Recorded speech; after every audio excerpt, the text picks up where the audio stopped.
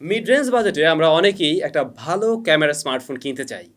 আপনার main priority ক্যামেরায়, দেন হ্যাঁ অন্যান্য বিষয়গুলো ভালো থাকতে হবে অবশ্যই, বাট মেইন টার্গেট ক্যামেরা।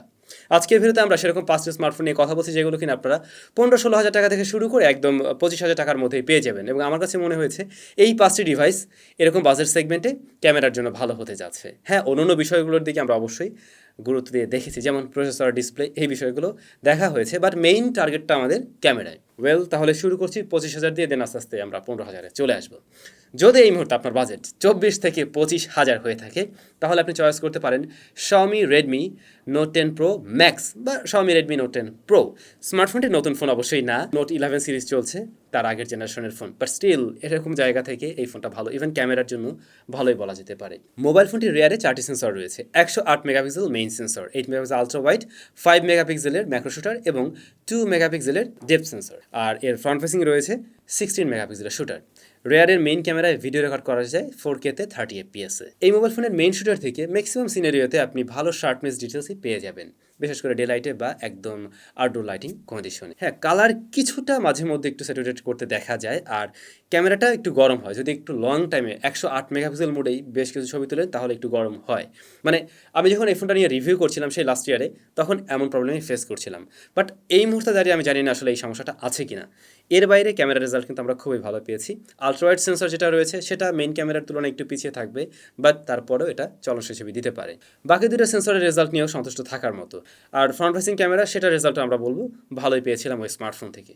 তো আমার মনে হয় এই স্মার্টফোনটা ক্যামেরার জন্য এই জায়গা থেকে অবশ্যই খারাপ না। তারপর এখানে আমরা দেখতে পাই স্ন্যাপড্রাগন 732G রয়েছে, যেটা যথেষ্ট স্টেবল একটি প্রসেসর, দেন 5000 না আসলে 5020 mAh এর ব্যাটারি এবং 33 ওয়াটের চার্জার। আর এর ডিসপ্লেটা সুপার অ্যামোলেড, যেখানেও কিনা আপনি 120 হার্টজ হাই রিফ্রেশ রেট পাচ্ছেন। স্মার্টফোনের বোথ সাইডকে কিন্তু প্রদর্শন করছে কোর্নিং গরিলা গ্লাস 5। ওভারঅল সব কিছু মিলে 24,500 টাকায় এই ডিলটা আমার কাছে ভালো মনে হয়েছে, এবং ক্যামেরা সেকশনেও এটা এগিয়ে থাকছে। তবে ঠিক এরকম বাজেটে Realme 8 Pro ওই স্মার্টফোনটাও কিন্তু ছিল, এখন এই মুহূর্তে আছে কিনা আমি জানি না, আমি কয়েকটা জায়গায় খোঁজ নিলাম, পাওয়া যাচ্ছে না, যে কারণে এই লিস্টে ওই ফোনটাকে আমি রাখিনি। বাট ওই স্মার্টফোনটার ক্যামেরাও কিন্তু অলমোস্ট বলা যায় এর মতোই। এরপরে আপনার বাজেট যদি কিছুটা কমে 20-22 হাজার টাকার মধ্যে হয়ে যায়, তাহলে আপনি এখানে দুইটা স্মার্টফোনকে দেখতে পারেন, Realme 8 4G আর Redmi Note 10s। এই দুইটা স্মার্টফোন আপনি এরকম বাজেটেই পেয়ে যাবেন। যেমন Realme 8 4G এই স্মার্টফোনটি 21,200-300 টাকার মধ্যেই পাওয়া যায়, আর Redmi Note 10s এইটা পাওয়া যায় মোটামুটি 20,500 টাকার মধ্যেই, আমি যতটুকু জানি, 8GB ভ্যারিয়েন্টটা। তবে এর ছোটো ভ্যারিয়েন্ট 664, সেটা আরও কম দামে পাওয়া যায়, 17-18 হাজার টাকায় মনে হয় পাওয়া যায়। Realme 8 4G-তে আমরা 64 মেগাপিক্সেলের মেইন শুটার দেখি, 8 মেগাপিক্সেল আলট্রা ওয়াইড, 2 মেগাপিক্সেলের ডেপথ, 2 মেগাপিক্সেলের ম্যাক্রো, আর ফ্রন্ট ফেসিং ক্যামেরায় 16 মেগাপিক্সেলের শুটার। অন্যদিকে Redmi Note 10s এই স্মার্টফোনটিতে 64 মেগাপিক্সেলের main shooter, 8 megapixel ultra wide, 2 মেগাপিক্সেলের ডেপথ, 2 মেগাপিক্সেলের ম্যাক্রো, বাট ফ্রন্ট ফেসিং ক্যামেরায় রয়েছে 13 মেগাপিক্সেলের শুটার। তার মানে এখানে 13 মেগাপিক্সেলটা একটু ছোটো হবে 16-এর তুলনায় অবশ্যই। যদি আমরা ছবির কোয়ালিটি নিয়ে বলি, রিয়েলমির ছবিগুলো আমার কাছে একটু স্যাচুরেটেড মনে হয়েছে, যা বেশিরভাগ মানুষের আবার হয়তো ভালো লাগবে, মানে আমজনতা এই ধরনের ছবি অনেকেই পছন্দ করে থাকেন। তবে যারা একদম ন্যাচারাল টোনে ছবি তুলতে চান, তাদের জন্য আরও অপশন রয়েছে, আরও কম দামে, সেগুলো নিয়ে আমরা আলোচনা করছি। এদিকে আমরা রেডমির ছবিটা দেখি, সেটা মানে রিয়েলমির মধ্যে এতটা স্যাচুরেটেড করে না বা এতটা কালার বুস্ট করে না, কিছুটা ন্যাচারাল রাখার ট্রাই করে, বাট শার্পনেস ডিটেলসে রিয়েলমির তুলনায় কিছুটা পিছিয়ে থাকে, হালকা একটু পিছিয়ে থাকবে, বিশেষ করে ডে লাইটের ছবিতেও।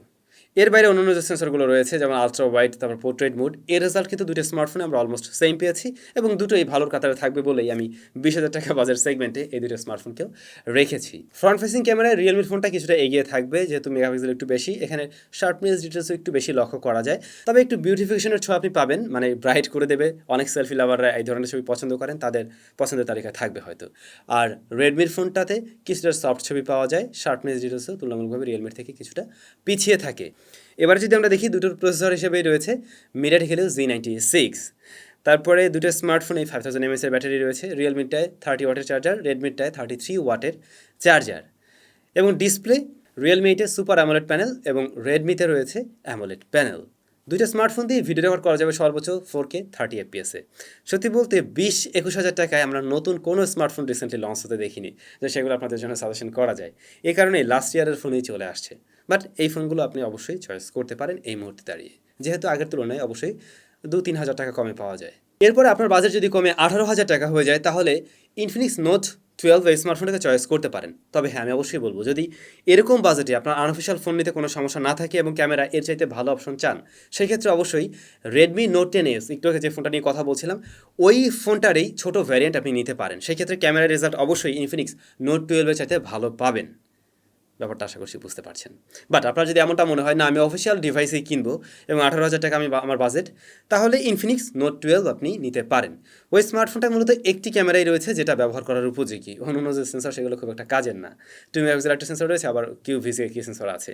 তো মেইন যে শুটার 50 মেগাপিক্সেলের এর ছবি ইনফিনিক্স মোটামুটি ভালোই দিতে পারে, বিশেষ করে ডে লাইটে বা আউটডোর লাইটিং কন্ডিশনে শার্পনেস ডিটেলস বলা যায় ভালোই পাওয়া যায়। ডাইনামিক রেঞ্জ এখানে একটু মানে বলা যায় অ্যাভারেজ হলেও এই বাজেটেরই অফিসিয়াল অন্য যে ফোনগুলো রয়েছে 18,000 টাকায় তাদের সাথে কম্পেয়ার করতে গেলে ডেফিনেটলি এটা কিছুটা এগিয়ে থাকবে। দেন এটা দিয়ে ভিডিও রেকর্ড করা যায় 2K রেজুলেশনে। আর আমরা ফ্রন্ট ফেসিং ক্যামেরায় দেখছি 16 মেগাপিক্সেলের শুটার, যাও একটি ডিসেন্ট পারফরমেন্স দিতে পারে। আমি আবারও বলছি যদি কিনা অফিসিয়াল ফোন নিতে হয় তাহলে এই ফোনটা আপনি চয়েস করতে পারেন, বাট আরেকটু কম দামে অফিসিয়াল ডিভাইস হিসেবে এর চাইতে ভালো ক্যামেরা ফোন রয়েছে। ওয়েল, তাতে যাওয়ার আগে আমরা জেনে নিই স্মার্টফোনটা আর কি অফার করছে। MediaTek Helio G88 super AMOLED panel, এবং সত্যি বলতে এর অ্যামোলেড প্যানেলটা খুবই জোস, খুবই কালারফুল, খুব ভিভিড কালার যারা পছন্দ করেন তাদের ভালো লাগবে। বাট এখানে বড় বামারটা হলো বড় একটা অটো ড্রপ নস রয়েছে, যেটা আপনাদের ভালো লাগবে না অনেকেরই হয়তো, কিন্তু স্মার্টফোনের ডিজাইনটা সুন্দর। 5000 mAh এর ব্যাটারি রয়েছে, 33 ওয়াটের চার্জার থাকছে। আচ্ছা, বাজেট যদি আরও 1,000 টাকা কমে যায়, 17,000 টাকা হয়ে যায়, তাহলে আপনি মটোরোলার একটি অফিসিয়াল ডিভাইস চয়েস করতে পারেন এরকম জায়গা থেকে। মটোরোলা Z31, মোটো Z31, ওই স্মার্টফোনটা কিন্তু ক্যামেরাটা খুবই ভালো। ক্যামেরা সেটআপটা হলো তিনটা সেন্সর দিয়ে। মেইন সেন্সর 50 মেগাপিক্সেলের, 8 মেগাপিক্সেল আলট্রা ওয়াইড, 2 মেগাপিক্সেলের ম্যাক্রো, এবং ফ্রন্ট ফেসিং ক্যামেরায় রয়েছে 13 মেগাপিক্সেলের শুটার। আমি বলবো যারা একদম ন্যাচারাল টোনের ছবি পছন্দ করেন, বিশেষ করে যারা মানে মোবাইল ফোনের ক্যামেরা দিয়ে ফটোগ্রাফি করতে চান, তাদের এর ক্যামেরা অবশ্যই পছন্দ হবে, কারণ কোনো ধরনের কালার শিফটিং নেই, একদম ন্যাচারাল টোন রাখার ট্রাই করে, এবং ছবিগুলোতে ভালো শার্পনেস ডিটেলস এই স্মার্টফোন থেকে আপনি পাবেন। এবং নির্দ্বিধায় 17,000 টাকা এই স্মার্টফোনটাকে একদম সেরা বলা যায়। ইভেন ইনফিনিক্সের ওই ফোনের চাইতে এই ফোনটার ক্যামেরা ভালো হবে। এই স্মার্টফোনের 13 মেগাপিক্সেলের যে ফ্রন্ট ফেসিং ক্যামেরা, সেটার রেজাল্টও আমরা ভালোই পেয়েছি, তবে মেইন ক্যামেরার মতো অতটা শার্প, অতটা ওয়েল ডিটেলের ছবি দিতে পারে না, কিছুটা সফটওয়্যার প্রবণতা থাকে, বাট স্টিল এটার ছবি নিয়েও আপনারা হ্যাপি থাকবেন। ভিডিও রেকর্ড করা যাবে সর্বোচ্চ 1080p 30 fps। তো এখন পর্যন্ত যতগুলো ফোন নিয়ে কথা বললাম তাদের মধ্যে সবচেয়ে কম রেজুলেশন পাচ্ছি আমরা এটাতে, বাট খুব একটা ম্যাটার করে না। ওই 4K আসলে নামে মাত্র 4K, 2K নামে মাত্র 2K। এর বাইরে স্মার্টফোনটিতে রয়েছে MediaTek Helio Z85, তারপরে সুপার অ্যামোলেড প্যানেল রয়েছে, এবং এর প্যানেল কোয়ালিটিও অবশ্যই দুর্দান্ত। 5000 mAh এর ব্যাটারি রয়েছে, এবং যত সব 18 ওয়াটের চার্জার রয়েছে স্মার্টফোনটিতে। তবে স্মার্টফোনটার যে বিষয়টা আপনাদের অনেকেই ভালো না লাগতে পারে, সেটা হলো রেয়ার প্যানেলে রয়েছে ওই ফিঙ্গারপ্রিন্ট স্ক্যানার। এই বিষয়টা হয়তো অনেকের কাছেই ভালো না লাগতে পারে, বাট আপনি ক্যামেরার জন্য স্মার্টফোনটাকে ডেফিনেটলি চয়েস করতে পারেন। এবারে বাজেট যদি আরও কিছুটা কমে যায়, ধরুন 16,000 বা 16,500 এরকম আর কি, তখন এই মুহূর্তে আপনি ক্যামেরা ভালো হবে এমন ফোন চাইলে অবশ্যই Realme Narzo 50 স্মার্টফোনটাকে চয়েস করতে পারেন। হ্যাঁ, আমি জানি আপনার মাথায় অন্য একটা ফোন ঘুরপাক খাচ্ছে, সেটা হলো Redmi Note 11, but Redmi Note 11 এর ক্যামেরার চাইতে রিয়েলমির ফোনের ক্যামেরা অনেক বেশি ভালো হবে, আই মিন মেইন শুটার। হ্যাঁ, আবার একটা জায়গায় রিয়েলমির ফোনটা একটু পিছিয়ে পড়বে, রিয়েলমির ফোনটাতে আলট্রা ওয়াইড সেন্সর নেই, যেটা অবশ্যই থাকা উচিত ছিল। কিন্তু আসলে সত্যি বলতে আমরা ম্যাক্সিমাম, বা আপনি নিজেই বলুন, আলট্রা ওয়াইড দিয়ে কটা ছবি তুলেন, মেইন শুটার দিয়ে কটা ছবি তুলেন। এই স্মার্টফোনটার মেইন ক্যামেরা 16,500 টাকায় এই মুহূর্তে সেরা ছবি দিচ্ছে। শার্পনেস ডিটেলস ভালো পাবেন, ডাইনামিক রেঞ্জ সেখানে ভালো রয়েছে, কালার একদম একুরেট না, কিছুটা বুস্ট আপ করে, তাতে আহামরি যাবে আসবে না বলে আশা করছি। দেন এটার ফ্রন্ট ফেসিং ক্যামেরাও এই বাজেটের অন্যান্য স্মার্টফোনের চাইতে সেরা কাতারে থাকছে। সেখানে রয়েছে 16 মেগাপিক্সেলের শুটার, যা ভালো শার্পনেস ডিটেলস ধরে রাখতে পারে, এবং বলা যায় একটু লো লাইট কন্ডিশন বা আউটডোর লাইটিং কন্ডিশনেও ভালো ছবি দিতে পারে। ভিডিও রেকর্ড করা যাবে এটা দিয়েও সর্বোচ্চ 1080p 30 fps। যারা কিনা ক্যামেরা ফোনের পাশাপাশি গেমিং করারও চিন্তা ভাবনা করছেন, তারা এই ডিভাইসটা চয়েস করতে পারেন। MediaTek Helio Z96 অবশ্যই গেমিংয়ের জন্য ভালো একটা SoC। তারপর মোবাইল ফোনটিতে রয়েছে 5000 mAh ব্যাটারি, 33 ওয়াটের চার্জার, এবং 120 Hz হাই রিফ্রেশ রেটের ডিসপ্লে, যদিও সেটা IPS, তবে ফুল HD প্লাস রেজুলেশনের। যদি আমরা আরও কিছুটা কম বাজেটে আসি 15,000-এ, সেই ক্ষেত্রে আরেকটি ডিভাইস রয়েছে, এটা আর কি বাড়তি বোনাস পয়েন্ট হিসেবে আসলো, যেহেতু 15,000 টাকার কথা আমি বলে ফেলছিলাম।